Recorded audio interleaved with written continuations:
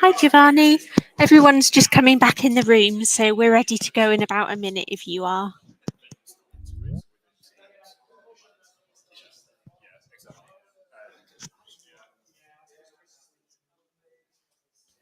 Yeah, sorry, I was muted. That's okay. Yeah, I'll mute myself and then it's over to you. And Paul will unmute you from your end, so ready to go. Okay, you can unmute me.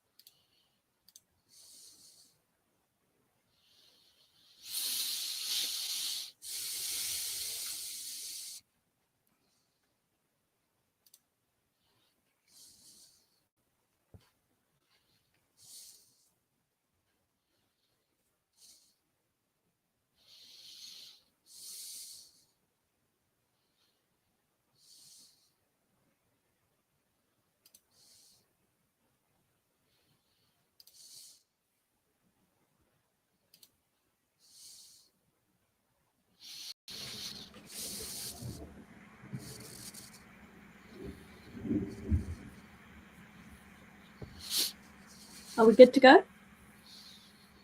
Okay. I think so. The stream is up and running.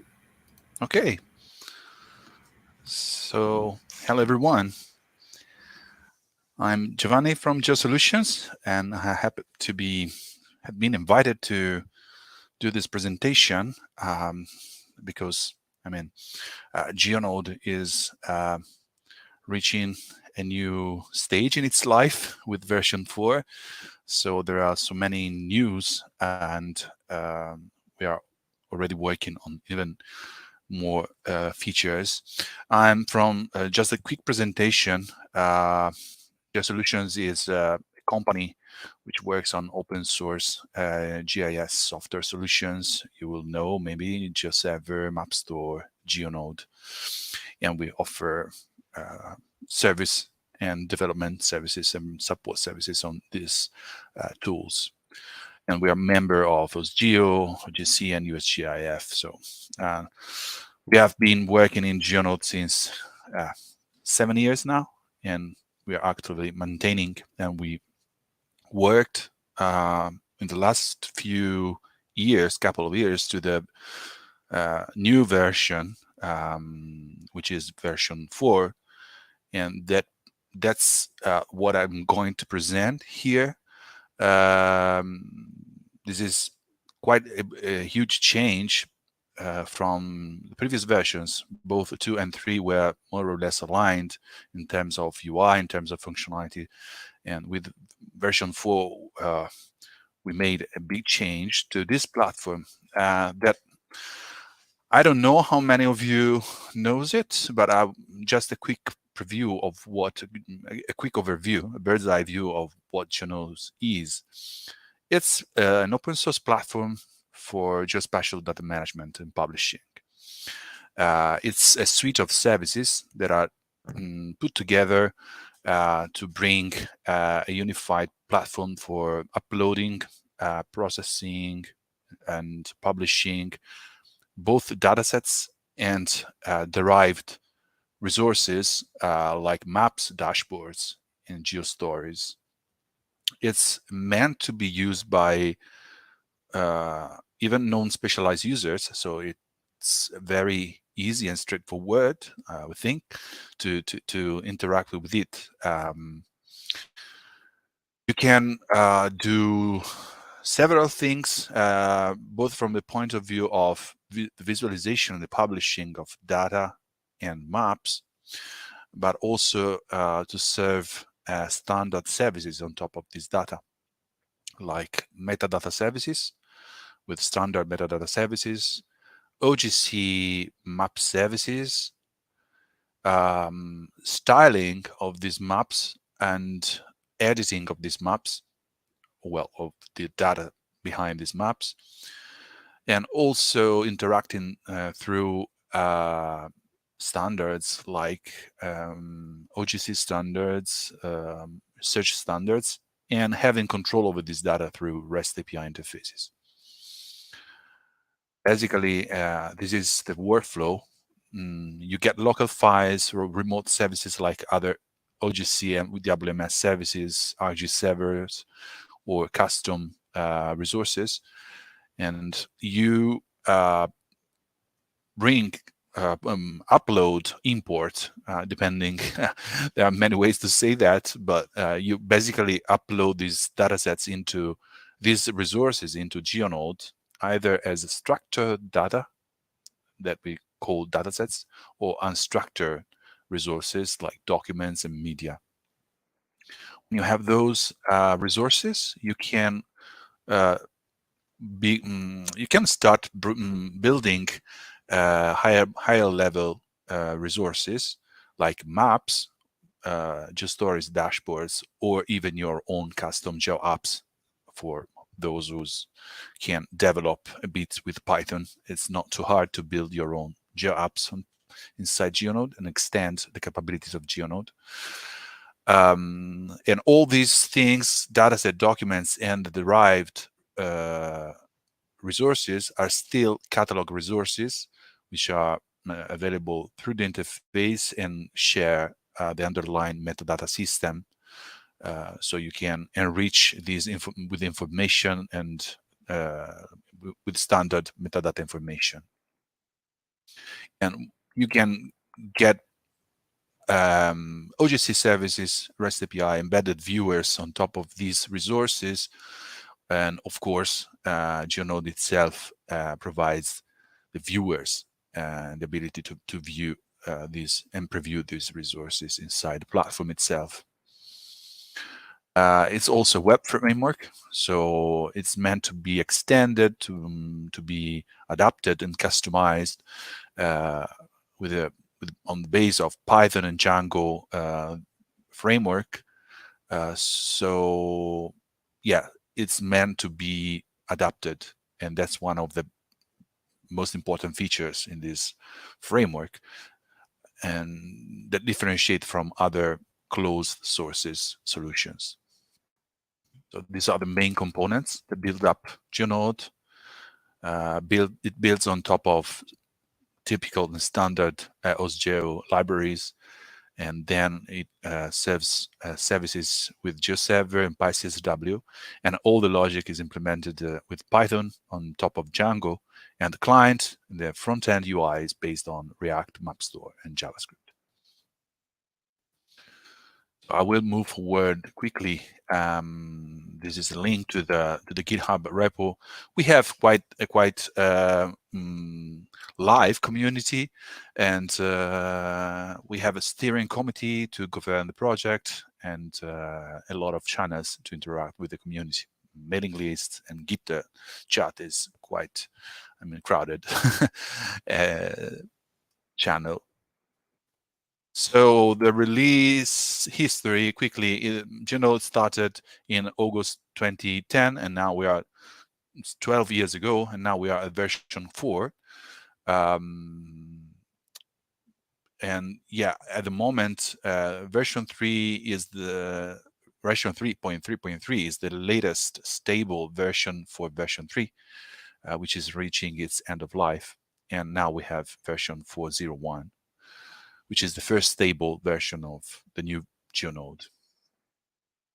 So this is an important information for those already using GeoNode, that version 3 is reaching the end of life this year, so it will not receive any more support and maintenance. Open from the community. Of course, if you pay support, can still be offered. But we invite everyone to, and we are doing that. We are helping all our customers and several other clients to upgrade to version 4 for several reasons, including that version 4 is way more advanced and has a lot of more features.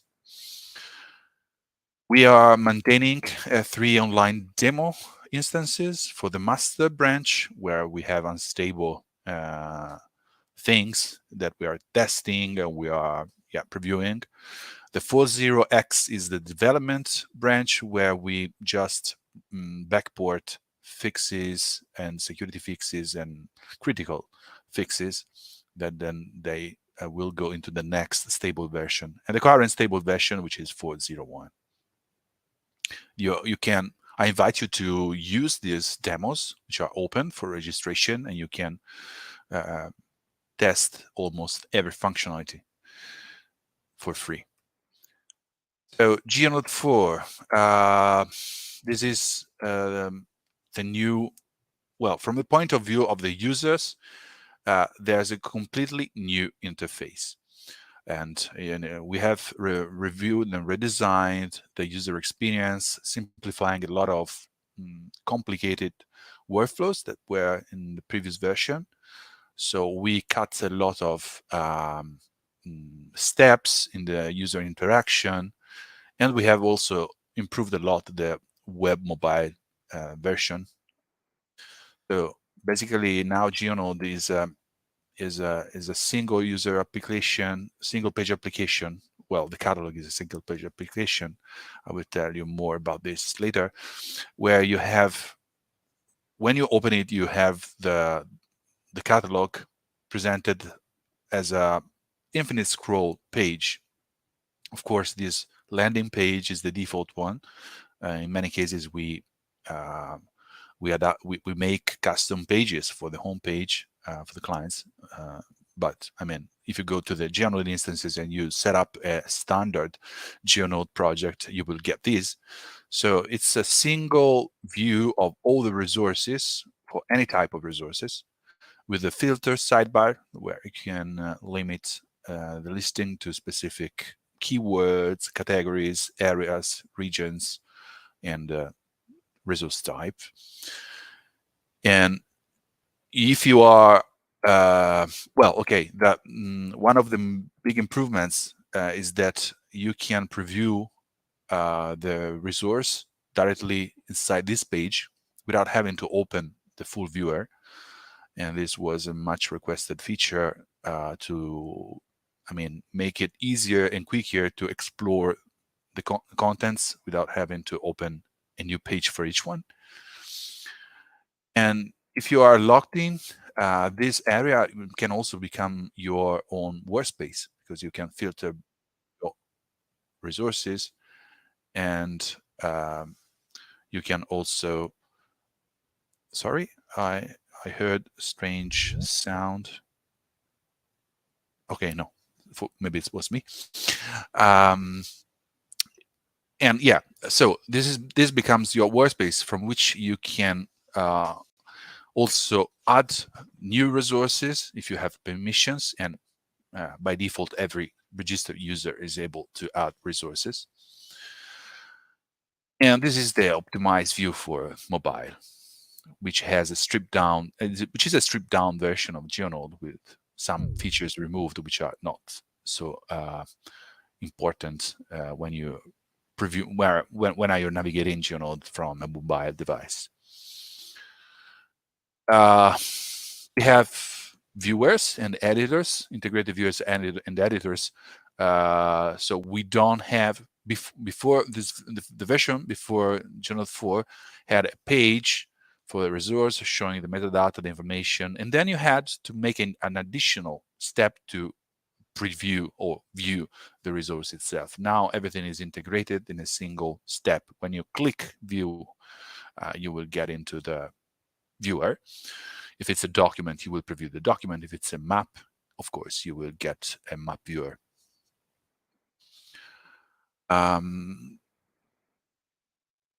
There's an integrated style editor, so you don't have to edit your own styles with SLDs, upload files, or find your way to make a thematic map. It's there. I mean, you have button edit style, and you get this editor, which is improving with every version of GeoNode. Also, the next version will have even more features. Of course, if you need to have full control over the styling, you can also switch to a code version, code editor, where you can directly code SLD and CSS styles.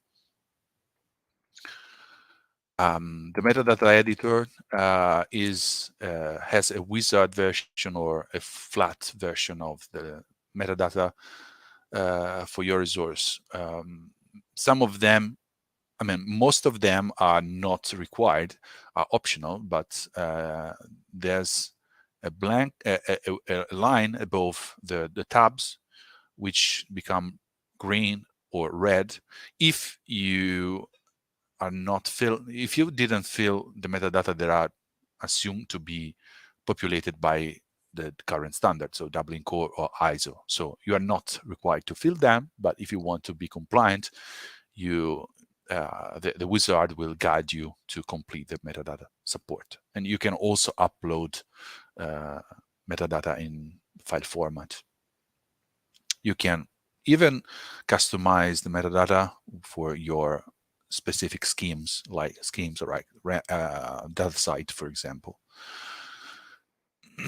I will skip too many details. The upload has been completely refactored. Now we have a very simple page for the upload where you can just drag and drop either a dataset, a vector dataset like a shapefile, or a raster like a GeoTIFF, or a document. And an asynchronous process will start with a green bar showing the progress, and when it's completed, your resource will be ready to be published. I mean, it will be automatically published. Well, of course, depending on the configuration of the instance, the resource can be made public by default or private by default. So it depends on how you configure GeoNode.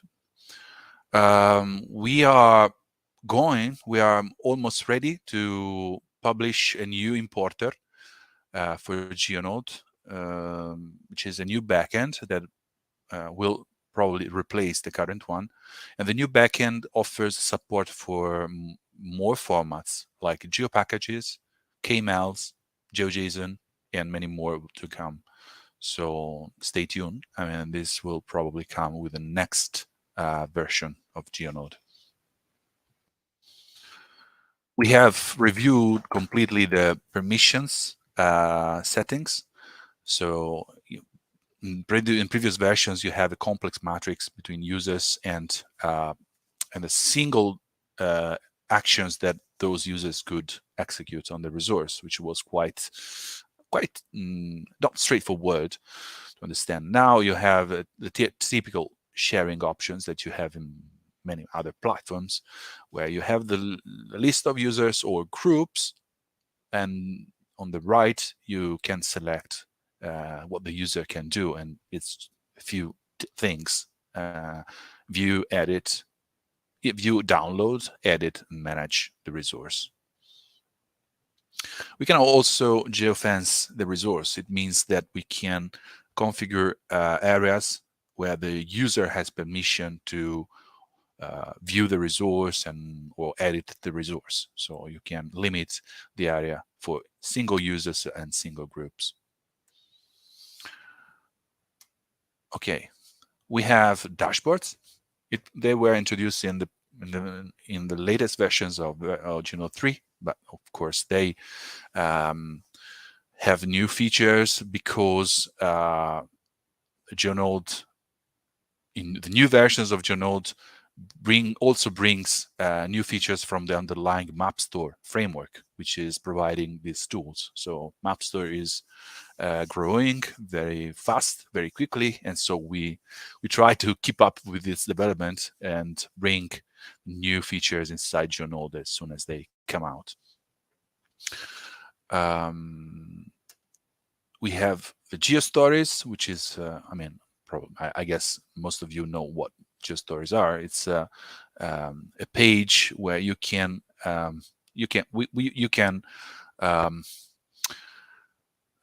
edit a story,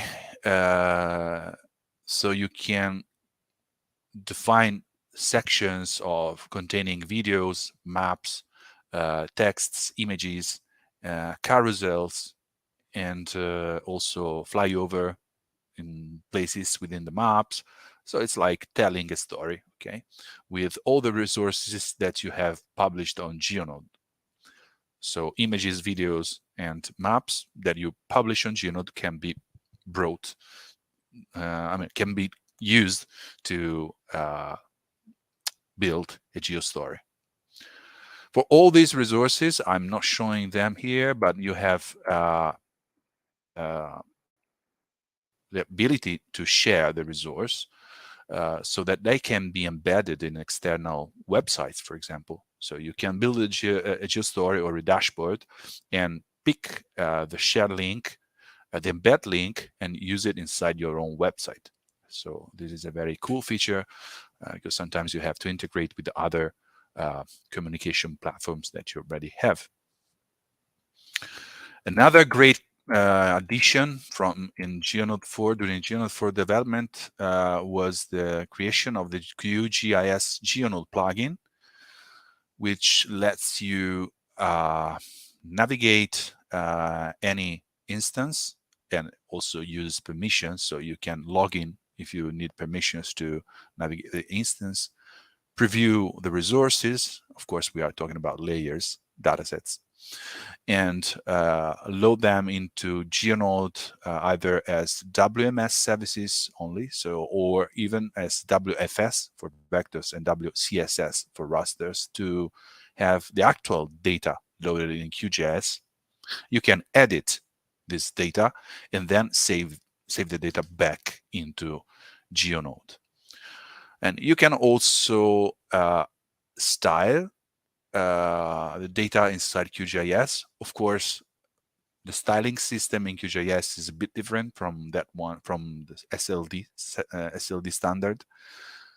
So it doesn't grant that everything that you can do in QGIS will be translated to GeoNode, to the final maps. But I mean, the plugin does its most to find the common denominator between the two systems. And a third capability of this plugin is the ability to create a GeoNode resource, so to upload a new dataset to GeoNode directly from QGIS. So you have your local file, your local shape file, and from this plugin you can publish directly to GeoNode and have it online in a few clicks. And this is it. Okay, just some screenshots of the plugin. The plugin is already available inside the plugin system, the QGIS plugin manager. So if you search for GeoNode inside the plugin manager and you install it, it will replace the one that you have by default in QGIS. You already have in QGIS a GeoNode provider, which is in the core of QGIS, but it doesn't work very well, and the plan is to replace it. In this moment, if you install the new plugin, it will replace that one, and you will have the functionalities from the new version of the plugin. And for these, I say thanks a lot to Pacific Resilience Community, World Bank, and Cartosa, which developed this plugin. We have harvesters, which is an quite advanced system to make scheduled retrieval of remote resources in the background, either standard or custom resources. And you can implement your own harvester in a single module that simply implements the expected interfaces. And when you have an harvester configured, you can configure it to harvest resources just once, and you get resources in GeoNode, or you can program it to do it on a scheduled interval, to work on a scheduled interval and retrieve updates of the remote resources, pull updates, and update the published resources. And it has a quite advanced management and configuration capabilities, although there's also a simplified tool built on top of these, which are the remote services. And so when you see in GeoNode remote services, basically they are a simplified way to configure a harvester. We created a new CRUD REST API. CRUD stands for create, a way to create, update and delete and manage so the resources. Previously, the REST API was, I think, 100% only in view mode, so you could only retrieve data. Now you can use it also to manage resources, permissions, and also do uploads, and so on and so on. For those with more advanced requirements, the new importer also offers the capability, or at least offers the tools to build APIs that directly interact with the resource data. So if you have a dataset, vector dataset, you could interface with the dataset through the REST APIs and manage the data through REST APIs. At the moment, if you want to interact with the data, you have to use the WFS or the WCS standard services. Okay, so I don't know if there are developers there, but yeah, we completely reviewed the backend services, we refactored the architecture in many ways.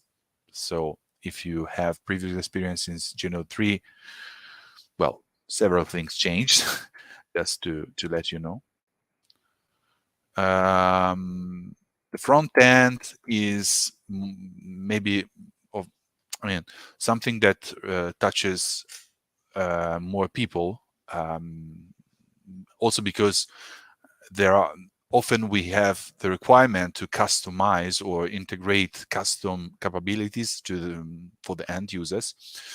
So the GeoNode 4 was built with a core client with the main functionality built as a single page application on React and MapStore framework. So the catalog and the viewers are components, a system of components developed on React and MapStore. But we also kept the old capabilities to customize GeoNode in terms of branding, in terms of new buttons, in terms of new pages, with simple HTML and JavaScript tools. So you don't need to go deep into React or MapStore to make your own sections or your own functionalities inside the front end. Of course, if you want to extend or interact with the viewers, you have to go a bit deeper, but we're working also on these and to simplify the development of customizations. For example, here, the branding for these, like putting the logo, a background in the hero area, new menus, or the footer, this can all be done from the administration interface, or at most changing some CSS or a small element inside an HTML page. So you don't have to be a JavaScript ninja to do that. You can also create custom pages, which are completely standalone. Of course, if the capabilities can go far beyond simple pages, and we can integrate custom plugins for the client. So client plugins are not can live outside of the client application and integrate with it. So you see a lot of features, completely new system, but we worked hard to make the transition from the previous versions to the new versions seamless. Basically, if you have GeoNode 3, the upgrade should be 90% automatic. And that's what we do daily for our clients. In most cases, it's just a matter of upgrading the code, running, of course, the commands that are required to make to execute the upgrade, but all the data, all your configuration, your user base, and everything will stay there. So no need to make backups, restores, or processing or changing the DBs. So yeah. Okay. So I think we're done. I mean, I'm done. I hope I'm on time. Right. Hopefully you can hear me, Giovanni. We're just running out of time. So I've got one question. Hopefully you can hear me now. I've just got one quick question from the online, and then maybe if we can, if people can put them on the YouTube bit, and then Giovanni can maybe pick them up on there and respond. So it was just hopefully a quick question, was just how easy is it to deploy GeoNode compared to, say, GeoServer? Well, there are GeoServer actually uses GeoNode actually uses GeoServer behind the scenes. So, well, GeoNode is, I wouldn't say as straightforward as deploying GeoServer because you have multiple services behind GeoNode. But if you use, for example, the Docker deployment, the Docker procedure, it should be almost as simple as running the usual Docker compose commands. You have to configure your environment, so your environmental variables with your hosting, with your URLs, your DNS, and your configurations. But I mean, it's a few configurations from the vanilla GeoNode to having a running application. So, I don't know if it's okay. Thank you very much. So thank you, Giovanni. Thank you for watching. Okay, thank you. Right, we've got to jump to the next call, but thank you very much, Giovanni. Okay. Okay, bye.